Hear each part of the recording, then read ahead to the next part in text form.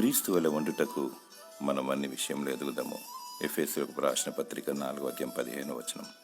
యేసు అనగా రక్షకుడు, క్రీస్తు అనగా అభిషిక్తుడు, దైవకుమారుడు. ఆయన సంపూర్ణమైన నరుడు, సంపూర్ణమైన దేవుడు, నీతిమంతుడు, నిందారహితుడు, పరిశుద్ధుడు, మహోన్నతుడు, తను తాను తగ్గించుకుని రిక్తునిగా చేసుకున్న పునరుత్థానుడు, ఆకాశం మహాకాశంలో పట్టజాలని దేవుడు, తీర్పు తీర్చువాడు, దహించు అగ్ని, మన కోసం పరమందు నివాసమును సిద్ధపరచడానికి వెళ్ళాడు. ఆయన తన వధువు కోసం, తన వారి కోసం రానయ్యున్నాడు. క్రీస్తు కలిగిన మనస్సును కలిగి దినదినము ప్రభువైన యేసుక్రీస్తును వెంబడించాలి, అంతవరకు సహించాలి. నీకున్న విశ్వాసమును గట్టిగా పట్టుకోవాలి. నిస్వార్థంగా, పరిశుద్ధంగా, యథార్థము గలవారమై దేవునికి మహిమకరంగా, నిందారహితముగా జీవించాలి. ప్రాణాత్మ దేహములతో దేవుణ్ణి మహిమపరచాలి. ఆత్మఫలము ఫలించాలి. దేవుడు తన పాద సన్నిధిలో నిన్ను వర్ధిల్ల చేయునుగాక. ఆమేన్.